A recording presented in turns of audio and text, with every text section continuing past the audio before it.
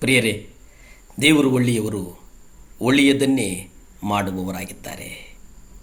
ನಾವು ನಮಗಿಂತ ಹೆಚ್ಚು ಪ್ರಾಮುಖ್ಯರೆಂದು ನಾವು ಪ್ರಾಮಾಣಿಕವಾಗಿ ಭಾವಿಸಬೇಕು. ಅಂದರೆ ಇತರರು ನಮಗಿಂತ ಹೆಚ್ಚು ಪ್ರಮುಖರು, ಪ್ರಾಮುಖ್ಯತೆ ಪಡೆದಿದ್ದಾರೆ ಎಂಬುದನ್ನು ನಾವು ಗಮನಿಸುವುದು ಬಹಳ ಮುಖ್ಯ.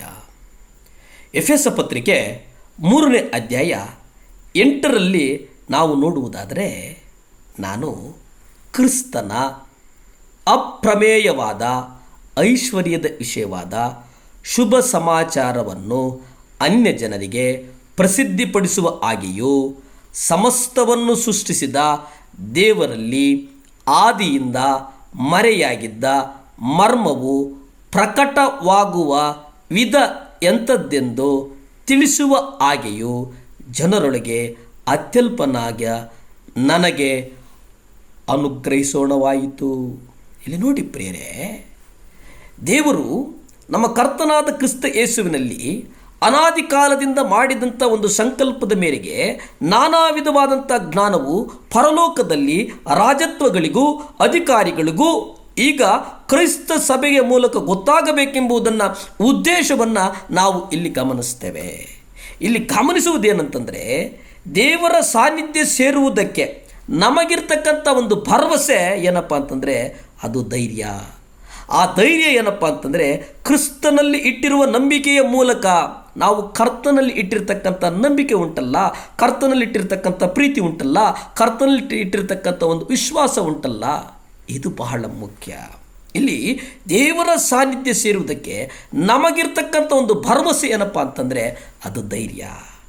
ಆ ಧೈರ್ಯದ ಜೊತೆಗೆ ಕ್ರಿಸ್ತನಲ್ಲಿ ಇಟ್ಟಿರ್ತಕ್ಕಂಥ ಒಂದು ನಂಬಿಕೆ, ಅದು ಆತನಲ್ಲಿಯೇ ನಮಗೆ ಉಂಟಾಯಿತು ಅನ್ನುವಂಥದ್ದನ್ನು ನಾವು ಗ್ರಹಿಸಬೇಕಾಗ್ತದೆ.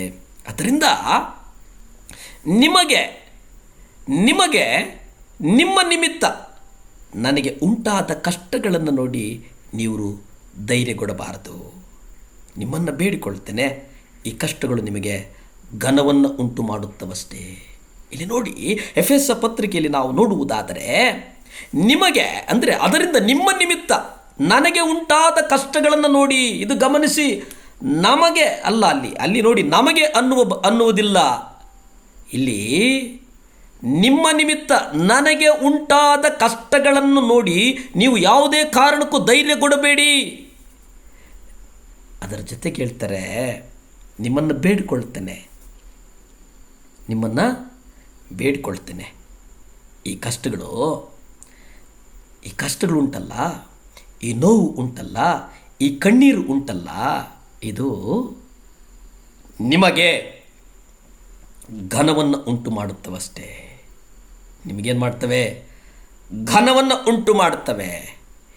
ಹೀಗಿರಲಾಗಿ ಯಾವ ತಂದೆಯಿಂದ ಭೂಪರಲೋಕಗಳಲ್ಲಿರುವ ಪ್ರತಿ ಜನವು ಹೆಸರು ತೆಗೆದುಕೊಳ್ಳುತ್ತದೋ ಆ ತಂದೆಯ ಮುಂದೆ ನಾನು ಮೊಣಕಾರೂರಿಕೊಂಡು, ನೀವು ದೇವರಾತ್ಮನ ಮೂಲಕ ಅಂತರ್ಯದಲ್ಲಿ ವಿಶೇಷ ಬಲ ಹೊಂದಿದವರಾಗಿಯೂ ಹಾಗೂ ಕ್ರಿಸ್ತನು ನಿಮ್ಮ ನಂಬಿಕೆಯ ಮೂಲಕ ನಿಮ್ಮ ಹೃದಯಗಳಲ್ಲಿ ವಾಸ ಮಾಡುವ ಹಾಗೆಯೂ ಆತನ ತನ್ನ ಮಹಿಮಾತಿಶಯದ ಪ್ರಕಾರ ಅನುಗ್ರಹಿಸಲಿ. ಒಂದು ಮಹಿಮೆ, ಆ ಮಹಿಮೆ ದೇವರ ಪ್ರೀತಿಯಲ್ಲಿ ನೆಲೆಗೊಂಡವರಿಗೆ, ಆ ಮಹಿಮೆ ನಮ್ಮ ಜ್ಞಾನಕ್ಕೆ ಮೀರುವ ಕ್ರಿಸ್ತನ ಪ್ರೀತಿಯನ್ನು ತಿಳಿದುಕೊಳ್ಳಲು ಪೂರ್ಣ ಶಕ್ತರಾಗುವ ಹಾಗೆ ನಿಮಗೆ ದಯಪಾಲಿಸಲಿ ಎಂಬುದಾಗಿ ಬೇಡಿಕೊಳ್ತಾನೆ. ಯುಗಾಂತರಕ್ಕೂ ಆತನು ದೇವರಾಗಿದ್ದಾನೆ. ಆತನು ಪ್ರೀತಿಯನ್ನು ಸಾರುವವನಾಗಿದ್ದಾನೆ, ಪೂರ್ಣ ಶಕ್ತನಾಗಿದ್ದಾನೆ, ಆತನು ಸಂಪೂರ್ಣನಾಗಿದ್ದಾನೆ. ನಮ್ಮಲ್ಲಿ ಕಾರ್ಯ ಸಾಧಿಸುವ ತನ್ನ